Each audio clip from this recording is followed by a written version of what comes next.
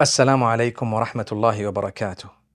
At times, people cause for us problems whereby we become frustrated, be it at work or at home, at the masjid at times, or anywhere else. The frustrations that we have to deal with, and we become so frustrated because they frustrate us in many different ways. Again, and we must repeat, whenever dealing with difficulty, primarily we talk of the coping mechanisms and the remedies. And one of the ways to cope, the biggest and best way, is to bear what is known as sabr, to connect with Allah, to pray to Allah, to remember Allah, to improve yourself in your acts of worship, and to try and improve yourself as a person. So these are coping mechanisms based on faith. And subhanallah, to eat healthy, to be able to sleep well, to be able to not worry about all of this is something that is highly recommended. Easy for me to say not worry about all of this, but let me tell you something. As we develop in life, we have to realize again that Allah's given us a capacity. Do you do your best? Did you try your best? Do you use the capacity Allah's given you to put everything in position to be able to come out of this? People frustrating you about something.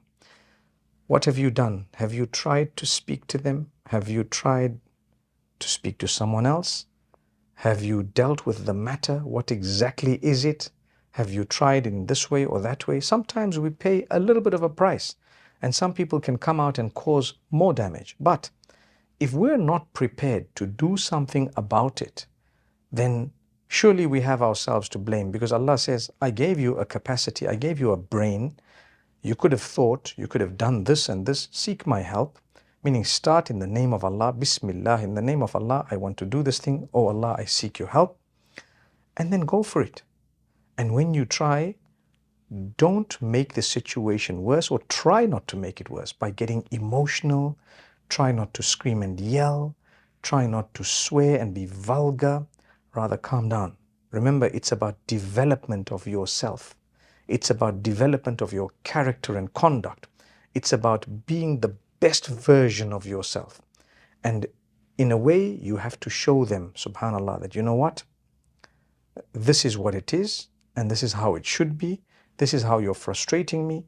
In fact, nowadays, what's happening is if a woman is putting on her hijab, or a man is a Muslim, and he's working in certain places, some of his colleagues, for whatever reason it might be, perhaps is frustrating them because of the fact that they're either niqabi or hijabi, or they have a beard, or they're a Muslim, or they belong to a certain ethnicity.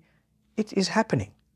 And I cannot just go and stop all of them and say, guys, don't do that.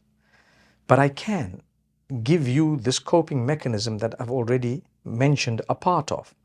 And I tell you, we need to speak to seniors. Sometimes it's the seniors who do it. So we have a limit beyond which perhaps we have to throw in a towel. Say, for example, you're working at a certain place and people are frustrating you because of your hijab. People are frustrating you because you're a Muslim. You have to remember, don't lose your values. Don't lose your goodness because they are showing you some ugly side of them. Don't lose your goodness because they don't have the goodness to show you. Rather, be good, be kind, be firm, be polite, do your work in the best possible way, keep going, try to ignore it. If you cannot, you address it by speaking to seniors, and you try and make it clear. If it's coming from the seniors, and it does in a lot of cases, then you might want to address it by putting in a proper complaint, or seeing what exactly it is and how far you could go. Maybe engage them, maybe show them, maybe educate them. And then there comes a point, like I said, where perhaps if everyone there is, or if those are above you, like seniority, the positions, those who've employed you, those, because it's an example of a workplace, you might have to throw in the towel, like I say, and at a certain point you may have to leave. If you do, Allah is with you. you will never ever suffer a loss with Allah. Temporarily on earth, it might be. You might be eating into your capital because you're not earning anymore.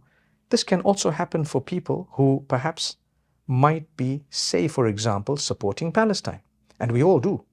So people might decide to close your accounts. They might decide not to do business with you. So be it. It's one of those things. Take it in your stride. Maybe you want to make mention of it so that the others who do support the cause, like we all do, would then be proud of what happened to you, how you stood up, meaning be proud of the fact that, look, it was good for you not to give up your values, and you actually stood for what you were supposed to stand for. Therefore, we will support you. And that's how it should be. So dealing with this type of an issue, we need to remember we're a family. We have to be. And this is why, even if we do have differences amongst ourselves in terms of jurisprudence or a few differences here and there that we do have, on a broader level, we are believers who are supposed to be a family. Al-mu'minuna kal-jasadil wahid. The believers are one body, like one body. If a part of it is in pain, the whole of it is in pain. If a part of it is complaining, the whole of it cannot sleep, cannot rest until it is helped and dealt with. The sad reality is we are unable to do that in many cases. And that's why we struggle. So until we don't realize that we need the togetherness, we're not going to solve many problems. But on our personal capacities, we will have to have hope in Allah, keep trying, and those with sound mind will definitely appreciate what we've been through, and they will definitely appreciate and support us as a result of the withdrawal of support from others. For example, if you've lost your job and there is another person who really has been touched by what you went through, by right, they should give you a job, or they should look after you, or reach out to you at least. May Allah make it easy. May Allah help us to do the right thing. And this is why I say we always address two sides or more than two sides of the issue. One is those who are the victims. Two, those who are the observers watching. The perpetrators as well. That's a third side to it. And those who are cheering on the perpetrators. That's another side to it. So we have all these types of people in the world. Look where you belong and look for those who understand that we belong in one category of people. May Allah Almighty truly help those who have these frustrations, but at the same time try not to let it bother you, because you have to understand it's Allah. Allah has planned this out in a way that when you have a connection with Him, He's going to test you, and that test is bigger when Allah loves you more. Look at the prophets of Allah. They went through so many tests, loved by Allah. They didn't ever say, oh Allah, why did you put these tests in our lives? They knew that that's what we're on earth for, to go through challenges. So if Allah's decided that I'm not going to work here anymore, I won't. I will leave, or perhaps I might lose a contract or two, no problem. But what I achieved as a result was the pleasure of Allah. Sometimes I might lose worldly, temporary loss, no problem.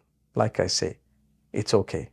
Allah Almighty will guide us, He will help us, and in a short span of time, for as long as we were patient, and for as long as we kept thanking Allah and appreciating all His other favors upon us, Allah will open the doors. And when those doors open, you won't have any regret for what you did. May Allah help us all to stand up for the right causes, and may Allah Almighty help us all whenever we are facing frustration for different reasons. I've only tackled a few aspects of it. That's because of limited time, but I hope I've touched on some things that would be relevant to many of us. May Allah Almighty bless you all, and may Allah Almighty grant alleviation to our brothers and sisters in Palestine from the suffering that they are going through. May Allah protect them and grant them eternal bliss. أقول قولي هذا وصلى الله وسلم وبارك على نبينا محمد.